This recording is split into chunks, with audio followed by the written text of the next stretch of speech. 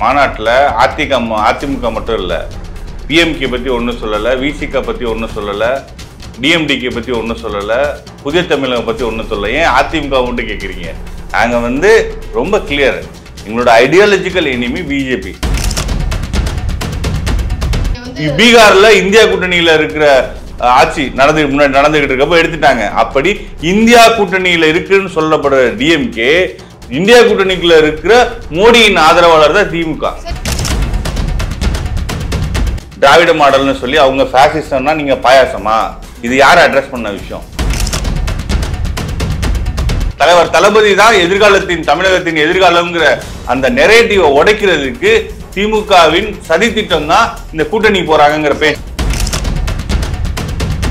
ஏடிஎம்கே பத்தி பேசுங்கன்னு சொல்றவங்க ஏன் காங்கிரஸ் பத்தி பேசல, ஏன் கம்யூனிஸ்ட பத்தி பேசல, ஏன் விசிகா பத்தி பேசலன்னு ஏன் கேட்க மாட்டேங்கிறீங்க? எந்த மக்கள் பிரச்சனை இல்ல அப்படின்றத குறிப்பிட்டு விஜய் அவர்கள் மாநாட்டுல தெரிவிக்கவே இல்லையே சார். இல்ல, சில குழுகுடுப்புக்காரர்கள் 10 கேட்டு குழுகுடுப்புக்காரர் பேசுறது எந்த நியாயம்? அது அப்போ நீங்க உண்மைக்கு புறமான செய்திகளை, விஷமத்தனமான செய்திகளை பரப்புறீங்க. 2 எஸ்டாப்ளிஷ்மெண்ட் இருக்காங்க, அவங்க மக்கள் விரோத திட்டங்கள் பண்றாங்க, அதை பேசுறோம். அப்படி பார்த்தா தமிழகத்துல 15 கட்சி இருக்கு. அவங்கள பத்தி பேசுங்க, இவங்கள பத்தி பேசுங்க. எங்களோட அஜெண்டாவை நீங்க ஃபிக்ஸ் பண்ணக்கூடாது. தமிழக வெற்றி கழகத்துடைய வாக்கு வங்கி, அதாவது வாக்கு சதவீதம் அப்படின்றது அன்றைக்கு மாநாடுல கூட்டின கூட்டம் எவ்வளவு மக்கள் தொகை கூடியிருந்தாங்களோ அதை வைத்து நிர்ணயிக்கிறீங்களா? குட்டுப்பார் சீண்டிப்பார் அப்படின்னு டைலாக் விட்டார்ல முதல்வர், ஏங்க ராஜினாமா பண்ணாங்க? சரண்டர்.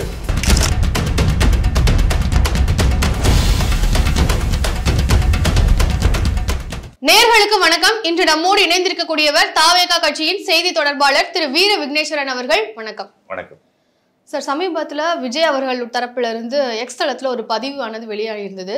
அதிமுக கட்சியோட கூட்டணி கிடையாது அப்படின்ற மாதிரி, இதை மக்களை திசை திருப்புவதற்காக இந்த மாதிரியான சில செய்திகள் வெளியாகிட்டு இருக்கு. அது அந்த மாதிரியான ஒரு விஷயமே கிடையாது அப்படின்ற மாதிரி சொல்லியிருக்கிறாரு. ஸோ இந்த ஒரு விஷயத்தை பொறுத்து உங்களுடைய கருத்து என்ன சார்? கழக தலைவர் அவர்கள் மாநாட்டிலே தெளிவாக சொல்லிட்டாங்க, நமது இலக்கு 2026 அறுதி பெரும்பான்மையோட ஆட்சி அதிகாரத்தை கைப்பற்றுவது, அதற்கான பலமும் நம்மக்கிட்ட இருக்கு, கான்ஃபிடென்ட்டும் நமக்கு இருக்கு அப்படின்னு தெளிவாக சொல்லிட்டாங்க. டிஎம்கேவோட ரூமர்ஸ் தான் இதெல்லாம். அவங்களோட கூட்டணி, இவங்களோட கூட்டணி. எங்கள் தலைவரோட பேசினாருங்களா, இல்லை தலைவர் சொன்னார் அவங்ககிட்ட? எங்கள் கட்சியை பொறுத்தளவில் எங்கள் தலைவர் தளபதி அவர்கள் தான் டிசிஷன் மேக்கர்.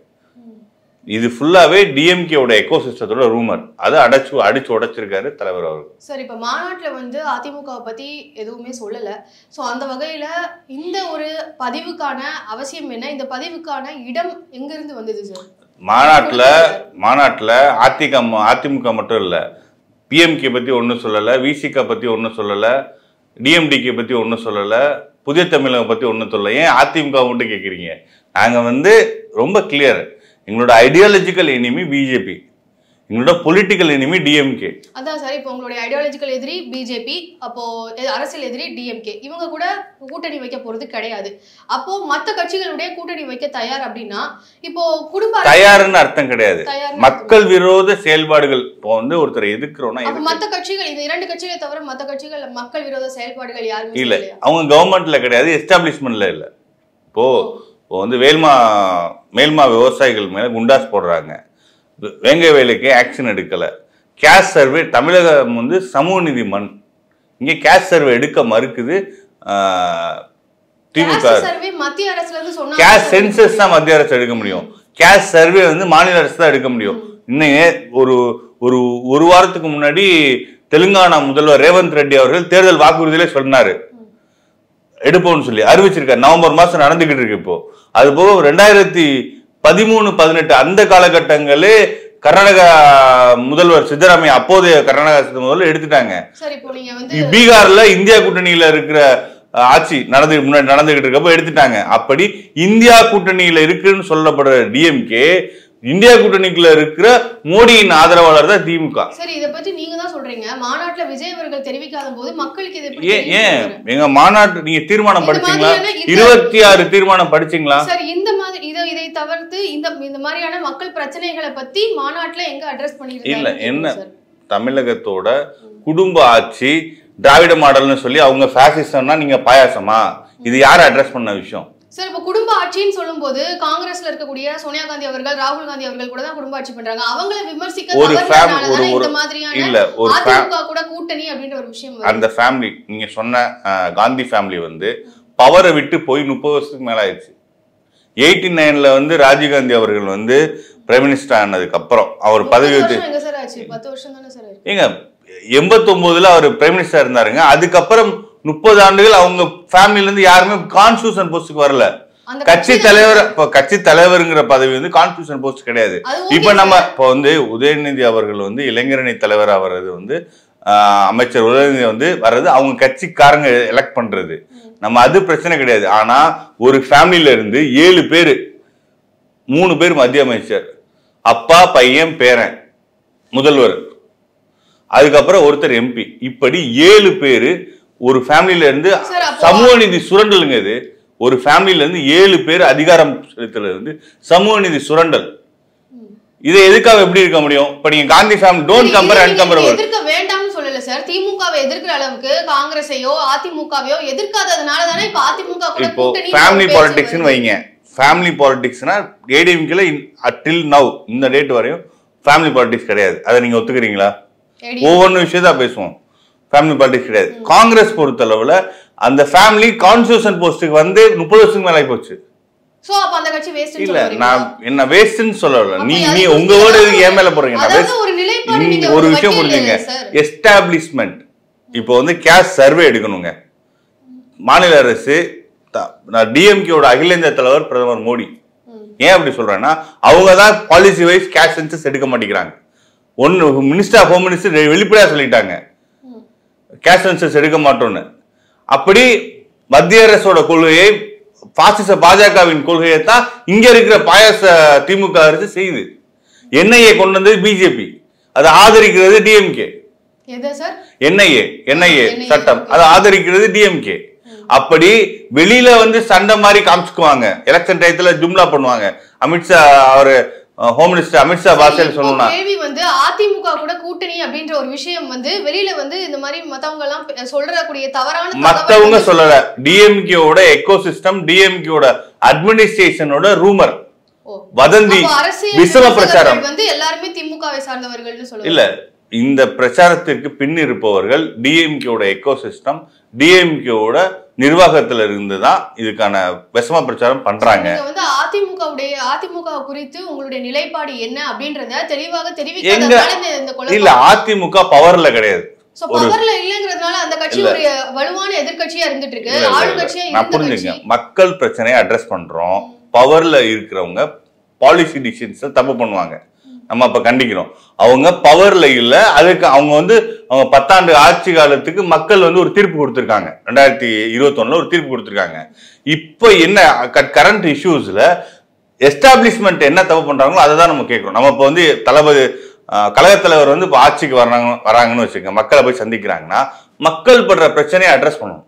சரி, இப்போ நீங்க சொன்னபடி பார்த்தா அரசியல் விமர்சகர்கள் யாருமே வந்து பிஜேபியும் கம்யூனிஸ்ட் கட்சியும் கூட்டணி வைக்க போறது அப்படின்னு சொல்லல, அதிமுகவும் திமுகவும் கூட்டணி வைக்க போறதுன்னு சொல்லல. அப்படி ஒரு இந்த மாதிரியான கட்சிகள் வந்து கூட்டணி வைக்க சாத்தியமே இல்லை அப்படின்ற ஒரு தீர்க்கமான ஒன்று இருக்கு. ஆனா அதிமுகவும் தாவேகாவும் கூட்டணி வைப்பதற்கு வாய்ப்பு இருக்கு அப்படின்றதுக்கான ஒரு இடம் கொடுத்தது தாவேகா தானே? இல்ல, அப்படி நீங்க பாத்தீங்கன்னா உங்ககிட்ட பத்திரம் போட்டு தர திமுக இப்ப 10 கட்சி கூட்டணி இருக்கு. இந்த 10 கட்சி கூட்டணி வந்து கண்டினியூ ஆகுமான்னு சொல்லி முதல்வர்கிட்ட நீங்க வந்து அஷூரன்ஸ் வாங்க முடியுமா? எலக்ட்ரல் அலைன்ஸுங்கிறது அந்தந்த தேர்தல் கால சொல்றதுக்கு ஏற்ற மாதிரி பண்றது. இப்ப எங்க இஷ்யூ வருதுன்னா, திமுக வந்து தலைவர் தளபதி அவர்கள் தான் புரட்சி தலைவர் 1977 எப்படி வந்தாரோ மக்களின் குரலாக அந்த மாதிரி வர்றார்.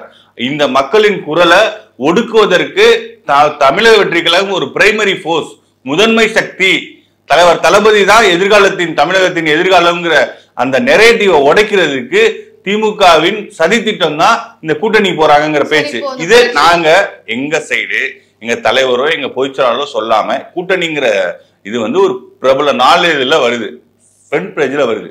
இதற்கு பின்னாடி யார் இருக்கா? சார், புரட்சி தலைவர் அவர்களுடைய அதே மாதிரி விஜய் அவர்கள் வராருன்னு சொல்றீங்க இல்லையா? அப்போ புரட்சி தலைவர் அவருடைய கட்சியை பற்றிய உங்களுடைய நிலைப்பாடு என்ன அப்படின்றத நீங்க சொல்ல தவறுனதுனால தானே சார் இந்த எங்க கட்சியோட நிலைப்பாடுங்கிறப்போ அவங்க, நான் திருப்பி சொல்றேன், ஒரு பாலிசி டிசிஷன்ஸ் பத்தி தான் ஒரு கட்சியை பத்தி சொல்ல முடியும். ஒரு பார்ட்டியோட இன்டர்னல் மேட்டர்ல தலையிடுறதுக்கு டிஎம்கே மாதிரியோ இல்ல பிஜேபி மாதிரியோ ஒரு தவறான அரசியல்ல நாங்க ஈடுபட விரும்பல. எப்படி ஒரு கட்சியை ரெண்டாக்கி அவங்களுக்குள்ள பஞ்சாயத்து பண்ணி வச்சு அப்புறம் பிரிச்சு, நான் என்ன சொல்ல வரேன்னா, அவங்க பாலிசியில இல்ல, கவர்மெண்ட்ல இல்ல, மக்கள் பிரச்சனைக்கு அவங்களும் டைரக்டான கிடையாது. கவர்மெண்ட்ல இருக்குது, எஸ்டாப்ளிஷ்மெண்ட்ல இருக்குது, மக்கள் விரோத திட்டங்களை கொண்டு வருது திமுக அரசும் ஒன்றிய பாஜக அரசும். ஒரு பிரதான எதிர்கட்சியா இருந்து வருது அதிமுக. அந்த அதிமுக இது முன்னாடி வரைக்கும் 10 ஆண்டுகளுக்கு முன்னாடி வரைக்கும் முன்னாடி ஆளுங்கட்சியாகவும் இருந்திருக்கக்கூடிய ஒரு கட்சி. தமிழகத்தை பொறுத்த வரைக்கும் 2 கட்சிகளும் ஒரு பெரிய கட்சிகளாக இருக்கு. அப்படி இருக்கும் போது நீங்க ஏன் நீங்க பாக்காதீங்க, 67 வரையும் தமிழகத்துல காங்கிரஸ் கட்சி ஒரு இருதுருவ அரசியல் இருந்துச்சு, காங்கிரஸ் திமுக. அந்த அது ஒரு டிக்ளைனிங் போர்ஸ்ல போச்சு. இன்னைக்கு காங்கிரஸ் பத்தி நீங்க நான் என்ன கேக்குறேன்னா, ஏடிஎம்கே பத்தி பேசுங்கன்னு சொல்றவங்க ஏன் காங்கிரஸ் பத்தி பேசல, ஏன் கம்யூனிஸ்ட பத்தி பேசல, ஏன் விசிகா பத்தி பேசலன்னு ஏன் கேட்க மாட்டேங்கிறீங்க? ஒரு எதிர்கட்சின்னு வச்சுக்கோங்க, கவர்மெண்ட்ல இருக்க டிஎம்கே கூட்டணி கிடையாது, டிஎம்கே மட்டும்தான் கேபினெட்ல இருக்காங்க. அப்ப டிஎம்கே தவிர எல்லாருமே எதிர்கட்சி தான், அவங்க கூட்டணியில இருந்தாலும். அப்போ அவங்க ஒவ்வொரு பார்ட்டி இண்டிவிஜுவலா பேசணுங்கிற தேவையில்லை. மக்கள் இந்த கட்சியோட செயல்பாடு, அதிமுக அவர்கள் எதிர்கட்சியா இருந்து ஏதாச்சும் இப்ப திமுக காரங்க மதுரையில நிறைய ஒரு மக்கள் விரோத திட்ட இது ஈடுபடுவாங்க, ரவுடிசத்துல ஈடுபடுவாங்க. அவங்க டிஎம்கே காரங்க இப்போ தோழர் லீலாவதி கொலையில அவங்க டிஎம்கே காரங்க தான் பங்கு பெற்றாங்க. அதே மாதிரி தினகரன் அந்த பத்திரிகை எரிப்புல திமுக காரங்க தான் பங்கேற்றாங்க. இப்படி மக்களை பாதிக்கிற விஷயங்களை ஒரு கட்சி ஈடுபட்டுச்சுன்னு வச்சுங்க, வன்முறையில் ஈடுபடுறது, இந்த மாதிரி ஈடுபட்டால் நம்ம அதை சொல்லலாம். எந்த மக்கள் பிரச்சனையில அப்படின்றத குறிப்பிட்டு விஜய் அவர்கள் மாநாட்டுல தெரிவிக்கவே இல்லையே சார்? இல்ல, நாங்க தெளிவா சொல்லியிருக்கோம்.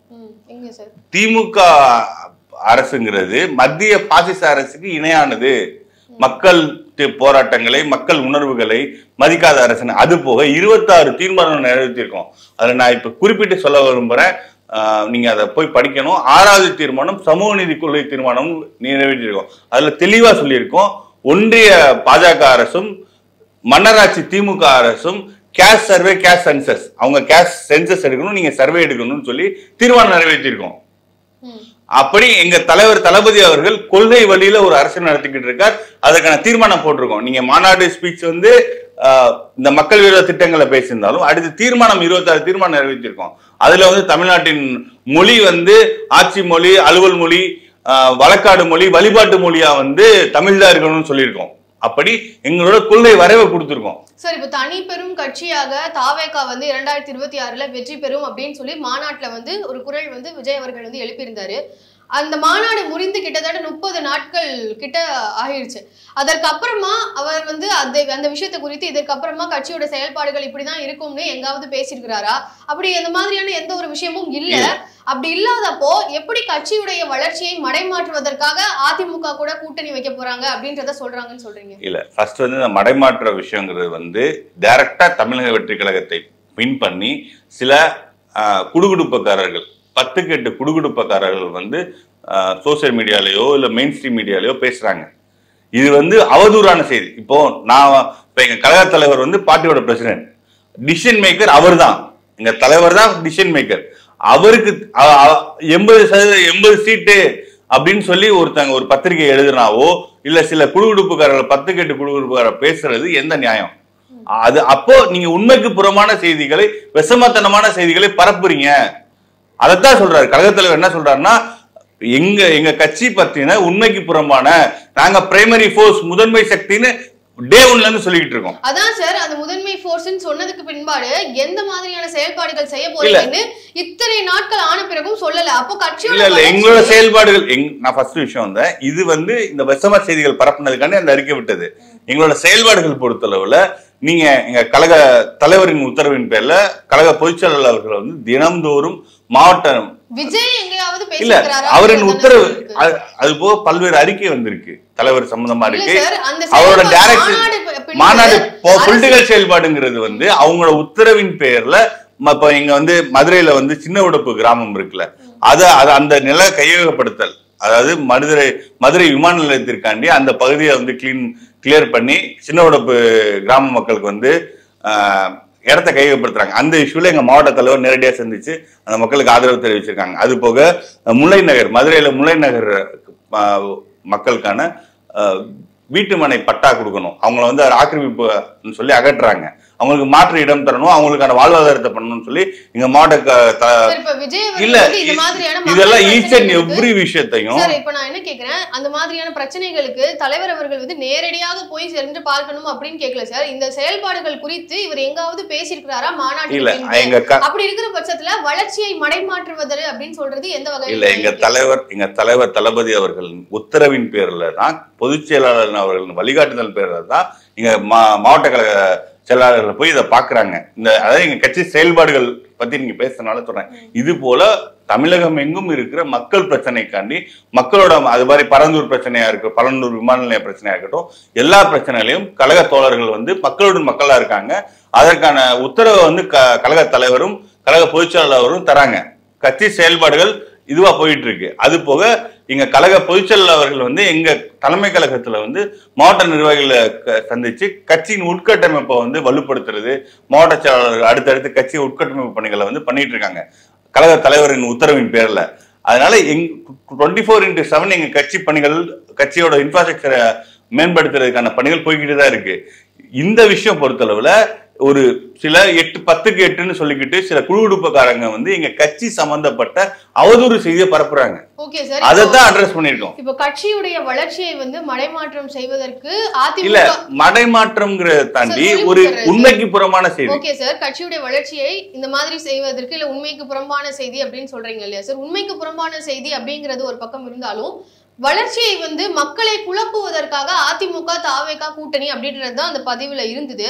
அப்படி அதிமுக கூட கூட்டணி வைக்கிறதுனால இவருடைய வளர்ச்சி வந்து பாதிக்கப்படும்ன்றது எப்படி சொல்றீங்க? நான் என்ன சொல்றேன்னா, ஒரு இல்லாத செய்தியை சொல்றது, கூட்டணி இருக்கா இல்லையாங்கிறத மக்களை குழப்புனா மக்களை குழப்ப முடியும் இல்லைங்க. மக்களை குழப்ப முடியும்னா உண்மைக்கு புறமான செய்தியை சொல்லக்கூடாதுல்ல. இப்போ ஒரு பார்ட்டி பிரசிடென்ட் தான் ஒரு பார்ட்டி சம்பந்தமான என்ன ஒரு அட்ரஸ்னாலும் இடத்தை யார் கொடுத்தான்னு கேக்குறேன் சார். இடத்தை யாரும் கொடுக்கல, நாங்க தெளிவா சொல்றோம். நான் என்ன சொல்றேன் புரிஞ்சுங்க, 2 எஸ்டாப்ளிஷ்மெண்ட் இருக்காங்க, அவங்க மக்கள் விரோத திட்டங்கள் பண்றாங்க, அதை பேசுறோம். அப்படி பார்த்தா தமிழகத்துல 15 கட்சி இருக்கு, அவங்கள பத்தி பேசுங்க இவங்கள பத்தி பேசுங்க. எங்களோட அஜெண்டாவை நீங்க பிக்ஸ் பண்ணக்கூடாது. நாங்க வந்து ஒருவேளை அதிமுக அவுட் ஆஃப் பவர்ல இருக்காங்க, அவங்க ஏதாச்சும் மக்கள் விரோத திட்டங்கள் இருந்தா நாங்க பேசுவோம். அசாஸ்னோ வந்து திமுக மன்னராட்சி வந்து ஜனநாயக விரோத ஆட்சி. இந்த ஜனநாயக விரோத ஆட்சி அகற்றணுங்கிறது தான் ஒரு ஜனநாயக குரலா இருக்கும். அதைத்தான் கழக தலைவர் பாமகவுடைய கொள்கையோ காங்கிரஸ் உடைய அரசியல் செயல்பாட்டையோ இல்ல அதிமுகவுடைய கொள்கையில செயல்பாட்டையோ வந்து தாவேகா வந்து எந்த விதமான நாங்க வந்து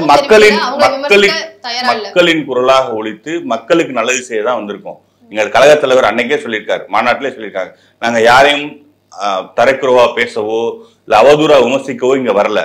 எங்களோட இலக்கு வந்து அவதூறாக விமர்சிக்க சொல்ல இல்ல. நான் என்ன சொல்றேன்னா, அவங்களோட டே டு டே அஃபேரை விமர்சிக்கிறது நம்ம வேலை கிடையாது.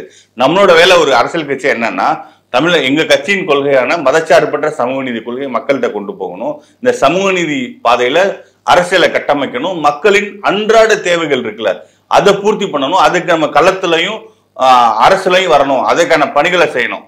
மக்கள் போராட்டங்கள்ல மக்களோட இருக்கிறோம். அது மாதிரி அரசியல் பணிகள்ல தான் நம்ம ஈடுபட்டு இருக்கோம். அரசு வந்து மக்களை நசுக்கிறப்ப, அது ஒன்றிய பாஜக அரசு ஒப்பு சிஏஏ போன்ற பிரிவினவாத சட்டங்களை கொண்டு வர்றப்ப நம்ம எதிர்க்கிறோம்.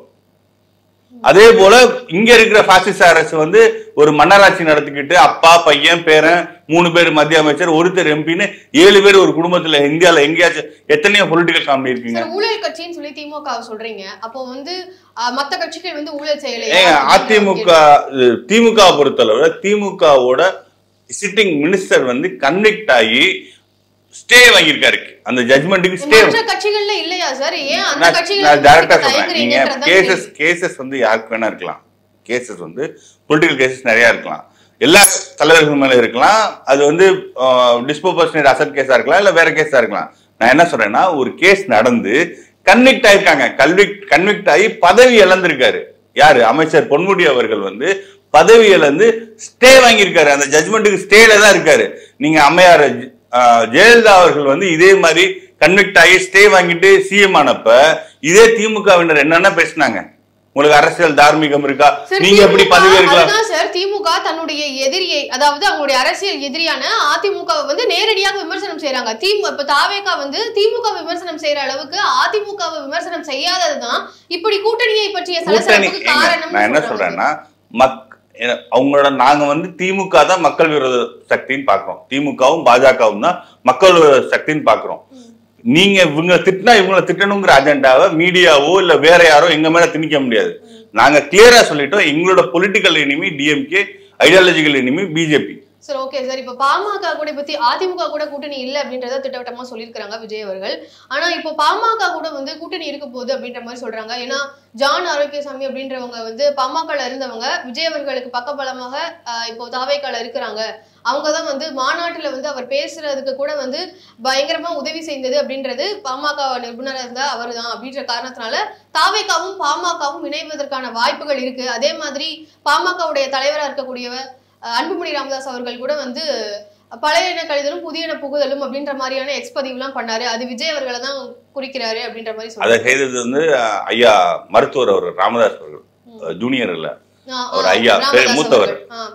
அதான் சார், அந்த மாதிரி இவங்க பண்ணதுனால இது பாமகவும் தாவேகாவும் கூட்டணி இருக்கு அப்படின்ற மாதிரி சொல்றாங்க.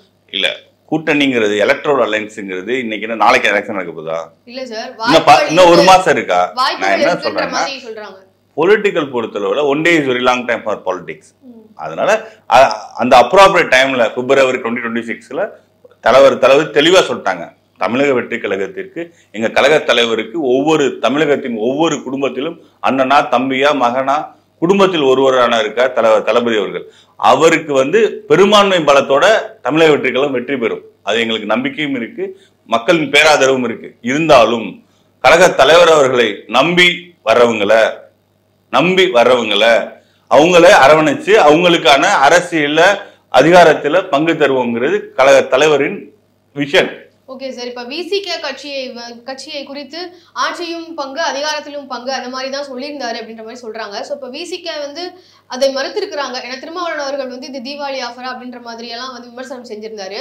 இப்போ தாவேகாவுடைய வாக்கு சதவீதம் எவ்வளவு அப்படின்றது வந்து நிரூபிச்சதுக்கு அப்புறம் தான் கூட்டணியை பற்றி வந்து யோசிக்க முடியும் அப்படின்ற மாதிரி சொல்றாங்க இல்லையா? சோ இப்போ தாவேகாவுடைய வாக்கு சதவீதம் அப்படின்றது அது வந்து சில 10 கெட்டு குடுகுடுப்புக்காரங்களோட கூச்சல். நான் ஒண்ணு சொல்றேன், புரிஞ்சுங்க. 1977 புரட்சி தலைவர் அவர்கள் வந்து வராங்க. அப்ப தமிழக அரசியல் எப்படி இருக்குன்னா, ஆல்ரெடி 3 முனை போட்டி இருக்கு.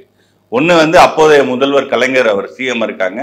காங்கிரஸ் கட்சி முன்னாள் ஆளுங்கட்சியான காங்கிரஸ் கட்சியின் தலைவரா ஐயா மூப்பனார் அவர்கள் இருக்காங்க. அடுத்து வந்து பாரா ஜனதா கட்சியின் தலைவரா ராமச்சந்திரன் அவர்கள் இருக்காங்க. இந்த 3 முனை போட்டியில தான் ஐயா புரட்சி தலைவர் அவர்கள் வந்து அதிமுக தொடங்குறாங்க. அப்படி நீங்க சொல்ற லாஜிக் படி பார்த்தா 77 அவரும் பலம் நிலவிக்காததான். முடிச்சுக்கிறேன், 77 பலம் நிலவிக்காததான். பலம்ங்கிற அரசியல் கட்சிக்கு வந்து போன தேர்தலில் வாங்கினது பலம் கிடையாது. போன தேர்தலில் வாங்கின ஓட்டு வந்து எலெக்ஷன் கமிஷன் வெப்சைட்ல தான் இருக்கும். ஒவ்வொரு அந்த இவிஎம் மிஷின் வைக்கிறப்ப எல்லாத்துக்கும் 0ல தான் ஆரம்பிக்குது. 77ல 30% எடுத்து ஆட்சி அதிகாரத்தை கைப்பற்றின புரட்சி தலைவர் அவர்கள் வந்து 72ல பெரிய போர்ஸே கிடையாது, அவர் பின்னாடி கட்சி கிடையாது, பெரிய எம்எல்ஏஸ் கிடையாது, எதுவுமே கிடையாது. மக்கள் ஆதரவு, மக்கள் தான் வந்து பலத்தை தர்றாங்க. அப்ப அது ஒவ்வொரு எலெக்ஷனுக்கு மாறும். நீங்க போன எலெக்ஷன்ல இருந்து நிறைய பண்றதுன்னு ஒரு லாஜிக் வச்சீங்கன்னா 2009ல 36% எடுத்து 152 சீட்டு பிடிச்சு காங்கிரஸ் கட்சி எங்க ஆந்திர பிரதேசல. அதே ஆந்திர பிரதேசல 2014ல 2.6% எடுத்து எல்லா தொகுதியிலையும் டெபாசிட் போச்சு. சரி, இப்ப நீங்க எம்ஜிஆர் அவர்களை வந்து கம்பேர் பண்றீங்க. பட் ஆனா எம்ஜிஆர் அவர்கள் வந்து திமுகவுல அரசியல் பயணத்துல இருந்து அங்க வந்து அரசியல்ல எஸ்டாப்ளிஷ்டான ஒரு நபரா இருந்து திமுகவோட முரண்பாடு ஏற்பட்ட பிறகு அதிமுகன்ற ஒரு கட்சி ஆரம்பிச்சாரு. சோ அரசியல்ல அவருக்கான முதிர்ச்சி அப்படிங்கிறது அதுல வந்து முன்னாடியே இருந்திருக்கு. அவர் அதனால முதிர்ச்சி பெற்ற ஒருவர் அரசியல்ல, அதனால அவர் ஒரு வெற்றி அப்படின்றது வந்து சாத்தியமான ஒன்று. ஆனா விஜய் அவர்கள் வந்து இப்பதான் வந்து அரசியலுக்கே வந்திருக்கிறாரு, அரசியல் கட்சியானதை இப்பதான் தொடங்கி இருக்கிறாரு. அப்போ அதற்கான செயல்பாடுகள் அப்படின்றது இன்னும் அதிகமாக எந்த லாஜிக்ல நான் வந்து புரட்சி தலைவரையும் கழக தலைவர் அவர்களையும் நான் கம்பேர் பண்றேன்னா, மக்கள் ஆதரவு ஒரு குடும்பம் இருக்குன்னா அந்த குடும்பம் முடிச்சுக்கிறேன். நான் என்ன சொன்னேன்னா, கழக தலைவர் அவர்கள் வந்து எங்களோட தேர்தல் ஓட்டு மூலமா 26ல் நிறுவிப்பார். அதை தான் நான் சொன்னேன். புரட்சி தலைவர் அவர்கள் வந்து 77ல வந்து எல்லாம் 30% ஓட்டு வாங்கினாலதான் நிரூபிச்சாரு. அந்த மாதிரி ஃபர்ஸ்ட் எலெக்ஷன்ல எங்க கழக தலைவர் நிரூபிப்பாங்க. ஆனா நிரூபிச்சாதான் பலம் இருக்குங்கிறது கிடையாது. அப்படி நீங்க பாத்தீங்கன்னா போன எலெக்ஷனை வச்சுதான் நீங்க பெஞ்ச் மார்க்கா வச்சீங்கன்னா போன எலெக்ஷன்ல 30% எடுத்த கட்சி இன்னைக்கு 2% வந்திருக்கு. அப்போ மக்களின் பவர் எங்க இருந்து பொலிட்டிக்கல் பார்ட்டி இன்ஹெரிட் பண்றாங்க மக்கள்கிட்ட இருந்து. காங்கிரஸ் ஆந்திர பிரதேச 2009 36% வாங்கியிருந்தாங்க. 2014 எலெக்ஷன்ல 2.6% வாங்கியிருந்தாங்க. நான் எதுக்கு சொல்றேன்னா இப்போ வந்து நீங்க பாலிடிக்ஸ்ல நீங்க புரட்சி தலைவருக்கு ஒரு பொலிட்டிக்கல் இது இருக்கு. அதே மாதிரி ஒரு நிகழ்வு மாதிரி ஒரு நிகழ்வு இருக்காது. மக்கள் பாப்புலாரிட்டி, மக்கள் ஆதரவு, மக்களின் அன்புல தான் நம்ம புரட்சி தலைவரையும் கழக தலைவரையும் கம்பேர் பண்றோம். பட் இவருக்கு வந்து ஒரு மாதிரி பொலிட்டிக்கல் இது இருந்துச்சுன்னா என்டிஆர் அவர்கள் இருக்காங்க. அவங்க வந்து இதுக்கு முன்னாடி பொலிட்டிக்கல் இதுவே கிடையாது. அவருக்கு 82 பிப்ரவரியில வந்து கட்சி ஆரம்பிக்கிறாங்க, முடிச்சுக்கிறேன். அவங்களுக்கு பொலிட்டிக்கல் இதுவே கிடையாது, கட்சி ஆர்கனைசேஷனே கிடையாது. ஒரே ஒரு கோஷம் தான், ஆத்ம கௌரவ். இப்ப நம்ம எப்படி மன்னராட்சியை வீழ்த்தி மக்களாட்சியை புரட்சி தலைவர் அவர்கள் வழியில கழக தலைவர் நிலைநிறுத்துவான்னு சொல்றோமோ அதே மாதிரி என்டிஆரோட ஒரே கோஷம் ஆத்ம கௌரவ், சுயமரியாதை அப்படின்னு சொல்லி அப்ப இருந்த காங்கிரஸ் கட்சிக்கு எதிரான எல்லா போர்ஸையும் ஒருங்கிணைச்சார். நம்ம புரட்சி தலைவர் அவர்களும் லெப்ட் பார்ட்டி சேர்ந்தாங்க, ஃபார்வர்ட் பிளாக் இருந்தாங்க. அந்த மாதிரி கழக தலைவர் அவர்கள் வந்து 2026 ஒரு மெகா கூட்டணியை தலைவர் தளபதியை தலைமை ஏற்று வரும் கட்சிகளை இது பண்ணி தமிழகத்தில் இந்த மன்னராட்சியின் ஆலமரத்தை புடுங்கி எறிஞ்சு ஒரு ஜனநாயக காற்றை தமிழக மக்கள் சுவாசிப்பாங்க. சார், தமிழக வெற்றி கழகத்துடைய வாக்கு வங்கி, அதாவது வாக்கு சதவீதம் அப்படின்றது அன்றைக்கு மாநாடுல கூட்டின கூடம் எவ்வளவு மக்கள் தொகை கூடியிருந்தாங்களோ அதை வைத்து நிர்ணயிக்கிறீங்களா? மக்கள் நீங்க வந்து அந்த அந்த பிரிமிசஸ் தலைவர் அவர்களை பேசுறப்ப பார்க்கலாம்.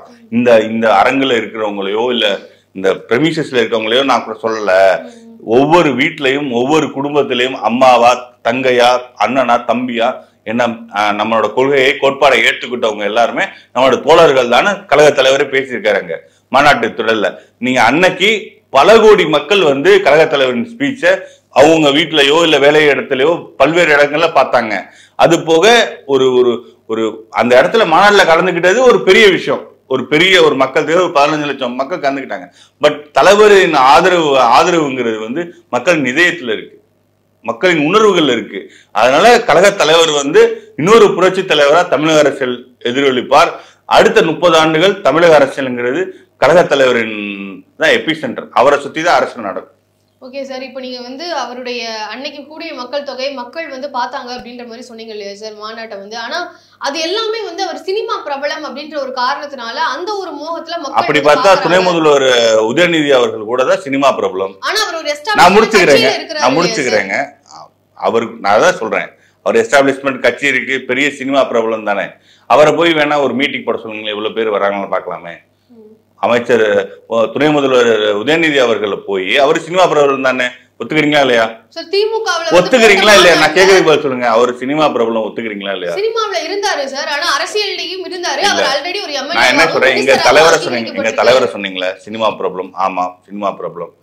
அதே மாதிரி அவன் துணை முதல்வர் உதயநிதி அவர்களும் சினிமா பிரபலமா இல்லையா? மக்களால தேர்ந்தெடுக்கப்பட்ட எம்எல்ஏ இல்லைங்க. நான் சினிமா பிரபலம் தானே. நீங்க சினிமா பிரபலத்துக்காண்டி கூட்டம் வருதுன்னா இவரு சினிமா பிரபலம் தானே. 10 பதவி இருக்கு, பெரிய கட்சி இருக்கு, கூட்டம் போட சொல்லுங்க. எங்க கழக தலைவருக்கு வர்றதுல 10% கூட வராது. காசு கொடுக்காம நான் என்ன சொல்றேன்னா வாக்கு சதவீதம் இவருக்கு சிஎம் ஆகுதுன்னு சொல்லி ஓட்டு போடல. தமிழக மக்கள் எப்பவுமே மதவாதத்துக்கு எதிரான மக்கள். திமுகவுக்கு எதிராக அப்போ வந்து மதவாத பிஜேபி உள்ளடக்கிய ஒரு கூட்டணியில பிஜேபி இருந்துச்சு. புரிஞ்சுங்க. டிஎம்கேக்கு எதிரான கூட்டணியில வந்து மதவாத பிஜேபி இருந்துச்சு. அந்த ஒரு அரசியல் பொலிட்டிக்கல் கிளைமேட் தான் திமுக ஆட்சி கொண்டு வந்துச்சு. திமுக எப்பவுமே வந்து மக்களின் ஏகோபத்த ஆதரவுல ஆட்சிக்கு வந்ததே கிடையாது. அதோட ஒரிஜினல் ஸ்ட்ரென்த் 23% தான். 2014 23% எடுத்து 7 எம்பி சீட்ல வந்து 3வது போன கட்சி. கன்னியாகுமரியில 4வது போன கட்சி. ஆர்கே நகர்ல டெபாசிட் போன கட்சி திமுக. ஏதோ 10 கட்சி கூட்டணி வச்சு அவங்களுக்கும் அதிகாரம் கொடுக்காம அவங்களுக்கான நான் என்ன சொல்றேன்னா இன்னொருத்தரின் ஆதரவை செல்வாக்கை அவர்களுக்கே தெரியாம அபகரித்து அதிகாரத்தில் இருக்காங்க. இந்த ஜனநாயக நான் என்ன புரிஞ்சுக்கிறேன், அவங்களோட இந்த ஜனநாயக படுகொலையை, இந்த மன்னராட்சியை கூட்டணி கட்சிகளை 2026 ஏற்க மாட்டாங்க. நீங்க எங்களை கேக்குறீங்களா யாரோட கூட்டணி? நீங்க வேணா முதல்வர்கிட்ட கேட்டு பாருங்களேன், இந்த 10 பேரும் உங்களோட இருப்பாங்களான்னு கேளுங்களேன். சத்தியவாங்க சொல்லுங்களேன். 10 பேர் உள்ள அவங்க கூட இருப்பாங்கன்னு அந்த 10 பேரை வரிசையா நிறுத்தி சொல்லி சத்தியவாங்க சொல்லுங்களேன், முதல்ல வர முடியுமா? சார் நீங்க வந்து இப்ப சொல்லும் போது அவங்களுக்கு தெரியாமே வந்து இந்த மாதிரி இருக்கிறாங்க கட்சிகள்னு, அது எப்படி தெரியாம ஒரு கட்சிகள் இருக்கு? இல்ல நான் என்ன சொல்றேன்னா, இப்போ இவங்க வந்து என்னன்னா, இவங்க வந்து பிஜேபி கிட்ட டீல் போட்டுக்குவாங்க. எப்படின்னா, நக்கீரனோட பத்திரிகையாளர் ஐயா பிரகாஷ் சொல்றாங்க, 2024 எம்பி எலெக்ஷனுக்கு அண்ணாமலை அவர்களுக்கு பிஜேபியோட மாநில தலைவர் அண்ணாமலை அவர்களுக்கு 150 கோடி ரூபாய் திமுகவின் பொதுச் செயலாளர் மைனிங் மினிஸ்டர் துரைமுருகன் அவர்கள் கொடுத்திருக்காங்க. யார் மூலமா கொடுத்திருக்காங்கன்னா, நம்ம மணல் மாஃபியா ரத்னம் கரிகாலன் இவங்க மூலமா கொடுத்திருக்காங்கன்னா வெளிப்படையாக குற்றச்சாட்டு வைக்கிறாங்க. இந்த திமுக பொம்மை அரசு வந்து அவர் மேல கேஸ் போட வேண்டியதானே? நான் கேட்கிற லாஜிக் புரியுதா? திமுகவின் பொதுச் செயலாளர் அவர்கள் வந்து திமுக டிஎம்கேயோட பொதுச் செயலாளர் வந்து பிஜேபியோட மாநில தலைவருக்கு 150 கோடி கொடுத்திருக்காரு எலெக்ஷன் செலவுக்குன்னு சொல்றாங்க. இது எவ்வளவு பெரிய குற்றச்சாட்டு? ஒண்ணு ஆமா ஆமா நான் எங்களோட அகில இந்திய தலைவர் பிஜேபி எங்களோட அகில இந்திய தலைவர் பிரதமர்னு ஒத்துக்குங்க, இல்ல கேஸ் போடுங்க. சரி, இப்போ நீங்க ஒரு பிரதான பத்திரிகையில வந்து அதிமுக தாவேகா கூட்டணி அப்படின்னு சொன்னதுக்கு ஒரு பதிவு வெளியிட்டாங்க. ஆனா நீங்க மறுங்க பொதுச்செயலாளர் எங்க பொதுச்செயலாளர் 150 கோடி கொடுக்கலங்க, நாங்க மறுத்தோம்ல. நீங்க வெளிப்படையா சொல்றாரு. நான் வேணா இப்ப உங்க ஆதாரத்தை காமிக்கிறேன். அவர் காமிச்சா பேசின ஆதாரத்தை நான் சொல்றேன். ஐயா பிரகாஷ் அவர்கள் வந்து வெளிப்படையா சொல்றாங்க, திமுகவின் பொதுச் செயலாளர் மணல் மாஃபியா கரிகாலன் மற்றும் ரத்னம் மூலமா 150 கோடி ரூபாய் அண்ணாமலை அவர்களுக்கு கொடுத்தாங்க. இது எவ்வளவு பெரிய அபாண்டமான குற்றச்சாட்டு. அவர் இப்ப நீங்க இப்ப நீங்க எங்களை எப்படி சொன்னீங்க, நாங்க வந்து மறுப்பு தெரிவிச்சோம்ல, இது உண்மைக்கு புறமான செய்தி. நீங்க உண்மைக்கு புறமான செய்தி மறுங்க, இல்ல சம்பந்தப்பட்டவர் மேல கேஸ் போடுங்க. நீங்க அமைதியா இருந்தீங்கன்னா you are proven guilty. சரி, இப்போ மக்களை குழப்புகிற ஒரு செய்தியை வந்து வெளியிட்டதுக்கு அதான் மேடம் புரிஞ்சுங்க. வேற கேள்வி சார், மக்களை குழப்புகிற ஒரு இதுக்காக வந்து இந்த மாதிரியான ஒரு பதிவு வெளியிட்டீங்க இல்லையா? ஆனா அதே இதுல இன்னொரு மீடியால வந்து ஒரு எஸ்டாப்ளிஷ்டான ஒரு நெறியாளர் வந்து சொல்லியிருக்கிறாரு, அதாவது தாவேகா வந்து பாஜகவின் பின்னணியில தான் வந்து தாவேகாவில் இருக்க, அதாவது விஜய் அவர்கள் வந்து கட்சியை ஆரம்பிச்சாரு, பாஜகவோட பின்னணியில தான் கட்சியை ஆரம்பிச்சாரு அப்படின்ற ஒரு குற்றச்சாட்டு. எங்களோட கொள்கை எதிரி பிஜேபின்னு நாங்க சொல்லிட்டோம். நீங்க இப்போ நான் ஃபர்ஸ்ட் டைம் சொல்றேன். இப்போ துரைமுருகன் மேட்டர் சொன்னேன்னா, அடுத்து வந்து மகாத்மா செந்தில் பாலாஜி அவர்களை வந்து கோர்ட் சொல்லிச்சு, நீங்க வந்து ஆல் பவர்ஃபுல்லா இருக்கீங்க, நீங்க ஜெயிலுக்குள்ளே அமைச்சரா இருக்கீங்க. ஒரு பாயிண்ட். ரெண்டாவது, உங்க தம்பி தான் வந்து நீங்க வந்து ஜாப் ராக்கெட் கேஸ்ல வந்து மூளையா செயல்பட்டு இருக்காரு, கவர்மெண்டோட மெயில்ஸ் எல்லாம் இது பண்ணிருக்காரு, அவர் வந்து சரண்டர் ஆகணும். இந்த 2 காரணத்துக்காண்டி தான் உங்களை வெளியே விட மாட்டோம். ஜெனரலா நம்ம இந்தியன் ஜுடிஷியரி பத்தி பெயிலுங்கிறது வந்து காமன், ஜெயிலுங்கிறது ரொம்ப எக்ஸெப்ஷனலா தான் கொடுப்பாங்க. என்ன நான் முடிச்சுக்கிறேன். இப்போ அப்படி இருக்கிறப்போ செந்தில் பாலாஜி அவர்களுக்கு என்ன சொன்னாங்கன்னா, நீங்க வந்து மினிஸ்டரா இருக்கிற வரையும் உங்களுக்கு ஜாமீன் கிடையாது, உங்க தம்பி சரண்டர் ஆகிற வரையும் உங்களுக்கு ஜாமீன் கிடையாதுன்னு சொன்னாங்க. எதுக்கு மினிஸ்டர் பதவி ராஜினாமா பண்ண சொன்னாரு? தொட்டு பார் சீண்டி பார் அப்படின்னு டைலாக் விட்டார்ல முதல்வர். ஏங்க ராஜினாமா பண்ணாங்க? சரண்டர். இங்க ஆவுன்னு சவுண்ட் விடுறது, அங்க 40 நிமிஷம் அப்பாயின்மெண்ட் கேட்கறது. பிஜேபியோட பிரதமர் வந்து அவங்க சொந்த கட்சி சிஎம்முக்கே அப்பாயின்மெண்ட் கொடுக்க மாட்டாரு, வருஷக்கணக்காகும் பாக்குறதுக்கு. ஆனா இவங்களுக்கு அப்பாவுக்கும் பையனுக்கு மட்டும் அடிக்கடி அப்பாயின்மெண்ட். 40 நிமிஷம் அங்க அப்பாயின்மெண்ட் வாங்கிட்டு போய் சரண்டர் ஆயிடுறது. இங்க வந்து பாசிச பாஜக அதோ பாரு ஆளுநர் இதோ பாரு ஒன்றிய அரசுன்னு மக்களை ஏமாத்துறது.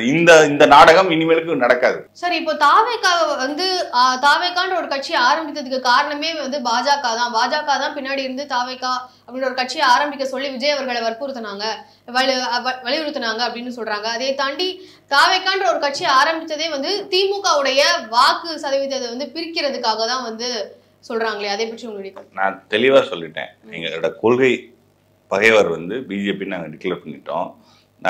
திமுகவின் அகில இந்திய தலைவர் பிரதமர் மோடி அவர்கள் தான். நான் இதில் வந்து எண்ணெயிலேருந்து கேஷ் சர்வேலேருந்து சொல்லிட்டேன், அதை விடுங்க. அமைச்சர் செந்தில் பாலாஜி அவர்கள், மகாத்மா செந்தில் பாலாஜி அவர்கள் எப்படி வெளியே வந்தார்? இன்னைக்கு வரையும் இடி வந்து இந்த மணல் கேஸ்ல வந்து திமுகவின் பொதுச் செயலாளர் தமிழக அமைச்சர் துரைமுருகன் மேல ஏன் கேஸ் போடல? எதுக்கு எடுத்தாலும் கேஸ் போடுறீங்க. அரவிந்த் கெஜ்ரிவால் மேல கேஸ் போடுறீங்க, ஒரு ஹேமந்த் சோரன் மேல கேஸ் போடுறீங்க, ஏன் அமைச்சர் துரைமுருகன் மேல கேஸ் போட மாட்டீங்க? பிரைமா ஃபேசி இருக்குல்ல, அது போக திமுகவின் பல அமைச்சர் ஆல்ரெடி அமைச்சர் பொன்முடி அவர்கள் கன்விக்டடு, ஸ்டே தான் வாங்கியிருக்காரு, இன்னைக்கு பதவியில் இருக்காரு. இன்னொரு கேஸ் வேற ஜட்மெண்ட் வரப்போகுது. அடுத்து ஜஸ்டிஸ் ஆனந்த் வெங்கடேசன் வந்து எப்போ வந்து ஜட்மெண்ட் தரப்போறா தெரியல, இன்னொரு கேஸ்ல ஜட்மெண்ட் வரப்போகுது. இது போக பல அமைச்சருக்கு வந்து ஜட்மெண்ட்ஸ் வந்து வெயிட்டிங்ல இருக்கு. இந்த ஒன்றிய பாஜக அரசு நினைச்சா எப்ப வேணா ஜட்மெண்ட் சொல்லலாம். ஆனா திமுகவின் அகில இந்திய தலைமை வந்து பிரதமர் மோடி அவர்கள் தான் அவங்களை காப்பாத்துறாங்க. ஓகே சார், இப்போ அதே மாதிரி விஜய் அவர்கள் மாதிரி சினிமா துறையில இருந்து வந்த சரத்குமார் அவர்கள் வந்து விஜய் அவர்களை பயங்கரமா விமர்சனம் செஞ்சிருக்கிறாரு. அதாவது விஜய் அவர்கள் வந்து நீட் தேர்வை எல்லாம் வந்து எதிர்க்கிறதுனால அவருக்கு சரியான அரசியல் புரிதல் இல்லை. இவங்க விஜய் எப்படி வந்து ஒரு பீக்ல இருக்கும்போது அரசியலுக்கு வந்தாரோ அதே மாதிரிதான் நானும் வந்தேன், அந்த மாதிரி சொல்லியிருக்கிறாரு. நான் என்ன சொல்ல வரேன்னா, தமிழக மக்கள் வந்து சமூக நீதி மதச்சார்பற்ற கொள்கையை முன்னெடுப்பவர்களைத்தான் ஆதரிப்பார்கள். புரட்சி தலைவர் ஆதரித்த போல கழக தலைவர் அவர்களை, தளபதி அவர்களை சமூக நீதி மதச்சார்பற்ற கொள்கையின் சேவியரா பாக்குறாங்க, தன்னோட குடும்பத்தில் ஒருத்தரா பாக்குறாங்க. அதை ஏற்காதவர்களை, சமூக நீதியை மதச்சார்பின்மையை ஏற்காதவர்களை தமிழக மக்கள் ஒரு காலம் ஏற்க மாட்டார்கள். ஓகே சார், 2026 தேர்தலில் தாவேகாவுடைய வாக்கு சதவீதம் எப்படி இருக்க போகுது, தேர்தல் செயல்பாடுகள் எப்படி இருக்க போகுது அப்படின்றத பொறுத்திருந்து பார்ப்போம். எங்ககிட்ட நேரத்தை ஒதுக்கி நிறைய கேள்விகளுக்கு பதில் சொன்னதுக்கு ரொம்ப நன்றி சார்.